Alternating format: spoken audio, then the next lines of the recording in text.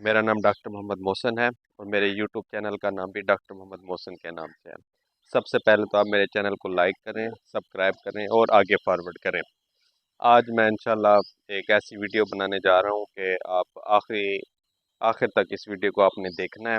आज हम आपको बताएंगे कि 300 एनिमल का शेड हम कैसे बनाते हैं, उसकी डायमेंशन क्या होती हैं, उसकी लेंथ कितनी होगी, विड्थ कितनी होगी, टीएमआर मशीन के लिए जहाँ से वो जाती है फीडिंग टेबल कितना होगा, स्टैंडिंग एरिया कितना होगा, बंकर एरिया कितना होगा, वो आज हम आपको वन बाय वन इंशाल्लाह दिखाएंगे।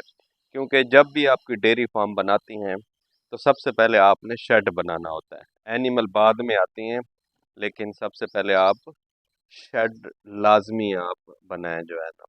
तो वो इंशाल्लाह अब हम आपको लेके चलते हैं नया शेड। तो मैं आपको दिखाता हूँ नया शेड। ये देखें, ये बिल्कुल ही हमारा नया शेड इधर बन रहा है। ये देखें, ये बिल्कुल नया शेड है। और अब मैं आपको वन बाय वन सब कुछ दिखाऊंगा। ये देखें, ये है, ये इससे इसकी छत भी दिखाएं आप। ये सारा आप एक दफ़ा ओवरव्यू करके दिखाएं आप सारा।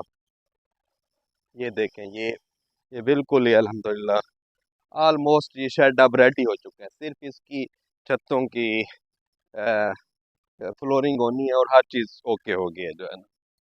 छत की बस शीटें लगनी है, वो हम आपको दिखाएंगे जो है ना। ये देखें, ये इसकी इंट्रेंस है, ये गेट की इसकी इंट्रेंस है।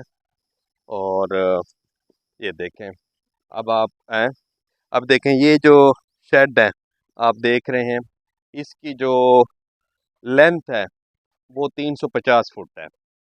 यानी यहाँ से लेकर आखिर तक जो इसकी लेंथ है वो 350 फुट है। और इसकी जो विड्थ है, अगर आप दोनों तरफ से ओपन एरिया निकाल दें तो इसकी जो विड्थ है वो 100 फीट है जो है ना। तो अब मैं आपको वन बाय वन बताऊंगा कि हर एक की डायमेंशन कैसी है। ये जहाँ हम खड़े हैं, ये देखें, यहाँ से लेके यहाँ तक ये फीडिंग एरिया है। इसकी जो कुल लेंथ है वो ये 20 फुट है। ठीक है ना, ये 20 फुट इसकी लेंथ है। अच्छा, इसमें हमने तकरीबन 2.5 2.5 फुट, ये देखें 2.5 2.5 फुट ना, हमने ये आए करीब से दिखाएं, ये यहाँ से लेकर यहाँ तक हमने मार्बल लगाया हुआ है। यहाँ जब हमारी टीएमआर वैगन आएगी, यहाँ उसने फीड डालनी है जो है ना, दोनों तरफ से। ये भी 2.5 फुट है, इधर से ये भी 2.5 फुट है। ये हमने यहाँ मार्बल रखा हुआ है, यहाँ जब फीड डाली जाएगी। तो ये जो इसकी लेंथ है वो 20 फुट है। यहाँ से बड़ी इजी तरीके से का वो जो है ना, जो हमारी टीएमआर मशीन है बड़ी इजी तरीके से आएगी। क्योंकि जो एक टीएमआर मशीन होती है वो तकरीबन उसकी जो लेंथ है वो तकरीबन 10 1 फुट होती है। जो उसका फिर डोर होता है तकरीबन वो 3 1 फुट होता है। तो 13 फुट उसकी चौड़ाई होती है। तो ये हमने अब, अगर आप फीड एरिया निकाल लें तो आप ये 15 फुट बनता है। तो इसमें आपकी जो टीएमआर वैन है वो इजी तरीके से आ सकती है। इसकी जो लेंथ है वो 20 फुट है। इसके बाद ये देखें, ये हमने इसकी जहाँ से काउज ने खाना है, ये जो है ये तकरीबन 2.5 फुट है, हमने पाइप लगाया हुआ। इससे इजी तरीके से काउज जो है ना फीड कर सकती हैं। लेकिन हमने इस शेड में टोटली हेड लॉक लगाने हैं। हेड लॉक का ये फ़ायदा है कि उसमें आप काउज इजी तरीके से फीड करती हैं। अगर आपने वेट एक्टिविटीज़ करनी है, आपने वैक्सीन करनी है, आपने पीडी करनी है, आपने इंसेमिनेशन करनी है, तो वो आप इजी तरीके से हेड लॉक से कर सकते हैं। अच्छा, उसके बाद जो अब इसकी ये देखें ना, जो इसकी हाइट है, जो इसकी छत की हाइट है, जो उसकी इधर करीब से दिखाएं थोड़ा सा, ये जो पिलर खड़े हैं, जो स्टार्ट से पिलर हैं, वहाँ से ये 20 फुट है। फिर ऐसा ऐसा होते हुए इसकी ये जो मिडल है ये तकरीबन 25 फुट हो जाती है। और उसकी एंड तक ये है तकरीबन तकरीबन 35 से 40 फुट है। इसकी हाइट इसी वजह से हम ऐसा ऐसा इंक्रीज करते हैं ताकि इसकी वेंटिलेशन अच्छी हो, काउज स्ट्रेस में ना आए, वेंटिलेशन इसकी अच्छी हो। तो इसी वजह से इसकी जो हाइट है, जो कॉर्नर से लेकर यहाँ तक ऊपर तक तकरीबन वो 20 फुट से 35 से 40 फुट है जो है ना, क्योंकि हाइट इस तरीके से डिज़ाइन की जाती है ताकि उसकी वेंटिलेशन अच्छी रहे। अब आपको हम अंदर से दिखाएंगे। ये जो है इसका फ्लोर एरिया है, स्टैंडिंग एरिया भी इसे कहते हैं। ये देखें यहाँ, अब यहाँ से यहाँ तक जो इसकी लेंथ है वो 15 फीट है। यहाँ इजी तरीके से काउज आएंगी, यहाँ खड़ी होके फीड करेंगी, और उसके पीछे भी इतनी जगह होनी चाहिए कि दो काउज आपकी आसानी से गुजर जाएं, ताकि काउज को स्ट्रेस में ना आए, स्लिप ना हो, बड़ी ही आसानी तरीके से जाते हैं। ये इसकी जो स्टैंडिंग एरिया है या इसे हम फ्लोर एरिया है वो तकरीबन 15 फुट है। उसके बाद अच्छा, ये जो आपने फ्लोर बनाना है, ये देखिए उसमें ना लाइनें लगी हुई हैं, ये लाइनें, ये लाइन, ये लाइनें इसी वजह से रखी जाती हैं ताकि काऊ जब फीड खाएं तो उनकी ग्रिप अच्छी रहे ग्राउंड से, ज़मीन से, ताकि वो स्लिप ना हो। ये देखें यहाँ आती है काऊ, अगर ये प्लेन हो तो काऊ स्लिप हो सकती हैं, जिसकी वजह से उनको इंजरीज वगैरह हो सकती हैं, लेग्स फ्रैक्चर हो सकती हैं। इसीलिए ये लाजमी आपने ये ग्रोव रखवाना है। ये देखें बिल्कुल एंड तक ग्रोव है जो है ना।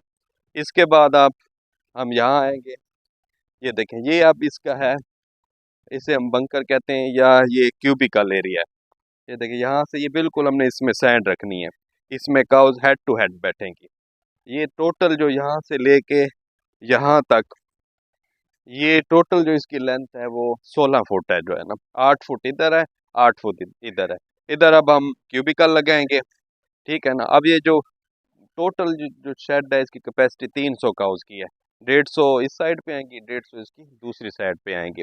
तो यहाँ इजी तरीके से हमने क्यूबिकल लगानी है, या जिसे बंकर कहते हैं, ताकि वहाँ सैंड होगी, काउज जब फीड के बाद जब बैठेंगी या वो जो उनका रेस्ट टाइम होता है वो यहाँ आके बैठेंगी।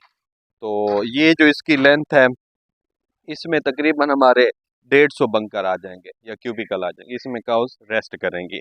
उसके पीछे ये जो है ये एरिया, क्योंकि जो जब काउज इन बंकरों में बैठेंगी तो वो उस एरिया से होते हुए यहाँ आएंगी। इसकी जो लेंथ है वो तकरीबन 10 फुट है, ताकि काउज जब यहाँ बैठनी है तो इजी तरीके से यहाँ बैठ जाएंगी।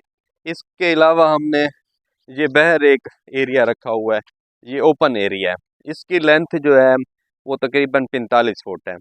इसमें ये होता है कि रात को जब गर्मियाँ होती हैं हम काउज बाहर निकाल देते हैं, या सर्दियों में हमने कोई एक्टिव, जिस तरह सर्दियों में धूप वगैरह होती है तो हम काउज ओपन एरिया में निकाल देते हैं। ये जो ओपन एरिया है ये तकरीबन 45 फुट का है। तो ये इसकी जो डायमेंशन है वो तकरीबन, आप हिसाब लगा लें कि एक साइड की आपकी 100 फुट की हो जाती है।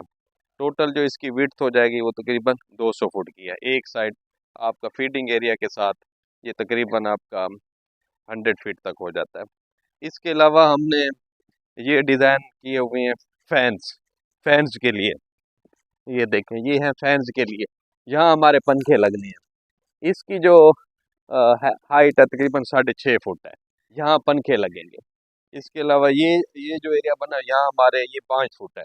ये जो एरिया यहाँ हमारे शावर लगेंगे, क्योंकि गर्मियों में हीट स्ट्रेस को कंट्रोल करने के लिए हमने शावर लगानी है और फैंस लगानी है। ये देखें ना हमारे ये तकरीबन फैंस यहाँ लगने हैं इस साइड पे। यहाँ जब काउस फीड करती हैं तो ये फैन ऑन कर लेंगे, जब यहाँ होंगे काउस बंकर में होंगे तो बंकर वाले फैन ऑन कर लेंगे। अच्छा, इसके अलावा हमने एक साइड पे तकरीबन हमारे 3 वाटर ट्रफ बनेगी। वाटर ट्रफ की ये जगह बनी हुई है। ये देखें ये एक ये है, एक इसके मिडल में है, एक आखिर में है। जो इसके वाटर ट्रफ हैं एक साइड पे 3 इसकी वाटर ट्रफ होंगी जो है ना। तो ये इसकी एक साइड की डायमेंशन हो जाएंगी। अब हम दूसरी तरफ आते हैं, दूसरी साइड आपको दिखाते हैं। दूसरी साइड भी सेम उसी तरह है। ये देखें बिल्कुल आप देख रहे हैं जो है ना सारा, क्योंकि ये जो इसका फीडिंग एरिया है ये दोनों साइड का काम है। हम वहाँ भी यूज़ कर सकते हैं और यहाँ भी यूज़ कर सकते हैं। अब ये इसकी दूसरी साइड है। ये देखें ये ये भी इसकी जो है 20 फुट इसकी ये है साइड, जो इसका स्टैंडिंग एरिया है जहाँ काउस खड़े होकर फीड करेंगी। इसके अलावा ये इसका ये इसका फीड एरिया है, बंकर एरिया है। सेम दूसरी साइड पे भी इसी तरह 16 फुट है। और उसके पीछे इसका 10 फुट इसका रेस्ट एरिया है, जहाँ से काउज बैक साइड पे आके बैठेंगी। इसके अलावा हमने टोटली टोटली जो है ना इसकी शेड्स को हमने वो रखे हुए हैं, हमने फेंस की हुई है ताकि काउज बाहर ना जाए। टोटली फेंसिंग की हुई है। ये देखें, आप देख रहे हैं, ये टोटल हमने फेंस लगाया ताकि कोई काउ बाहर ना जाए जो है ना। तो ये है कि ये जो शेड्स की अब हमारी जो यहाँ टोटल जो एक शेड की कॉस्ट है वो ये है कि बिल्कुल जब कंप्लीट हो जाएगा उसमें उसमें फैंस भी, लाइट्स भी, हर चीज़ जब लग जाएगा तो कम से कम उसका एक शेड का तकरीबन 1 करोड़ रुपए का खर्चा है जो है ना। तो ये है कि लेकिन शेड्स आप देख रहे हैं बिल्कुल ही कंफर्टेबल्स है, उनकी डायमेंशंस अच्छी हैं। ऐसा शेड बनाए कि काउज भी इजी रहे, आपकी टीएमआर मशीन भी आ जाए और बिल्कुल परफेक्ट उसकी शेड्स बनाए जो है ना। तो ये माशाल्लाह हमारा न्यू शेड है और अल्हम्दुलिल्लाह ये बिल्कुल रेडी हो चुका है। सिर्फ इसकी अब छत की शीटें लगनी है और इसके अलावा ये बिल्कुल कंप्लीट है जो है ना। तो इस वीडियो में बस मैंने कहा चलें आपसे मैं ये शेयर कर लूँ। तो मेरी आपसे फिर रिक्वेस्ट है कि आप मेरे चैनल को लाइक करें, सब्सक्राइब करें और आगे फॉरवर्ड करें। शुक्रिया।